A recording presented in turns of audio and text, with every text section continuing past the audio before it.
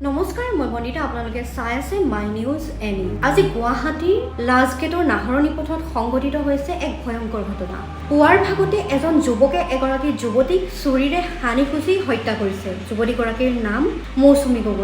গগৈ ডিব্ৰুগড়ৰ হয় ডিব্ৰুগড়ৰ টিংখাঙত তেখেতৰ ঘৰ তেখেতে কৰ্মসূত্ৰে গুৱাহাটীত আছিল গুৱাহাটী নাহৰণি পথৰ এটা ভাড়াঘৰত আছিল আৰু তেখেতক এজন কেব চালক তেখেতৰ নাম হৈছে ভূপেন দাসে পুৱাৰ ভাগত মৌচুমী গগৈক হত্যা কৰিছে ভূপেন দাসৰ আক্ৰমণত মৃত্যু হোৱা মৌচুমী গগৈৰ এটি 10 বছৰীয়া কন্যা সন্তানৰ মাতৃ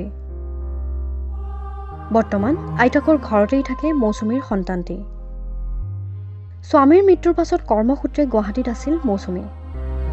মৌচুমীক হত্যা কৰা ভূপেন দাস আছিল এজন কেব চালক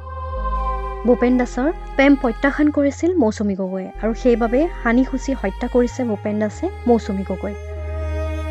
মৌচুমী গগৈক হত্যা কৰাৰ পাছত ভূপেন দাস নিজেও আত্মহননৰ পথ বাছি লৈছিল আৰু তেখেত বৰ্তমানো ভূপেন দাস GMCHত চিকিৎসাধীন হৈ আছে আৰু ভূপেন দাসক আৰক্ষীয়ে আটক কৰিছে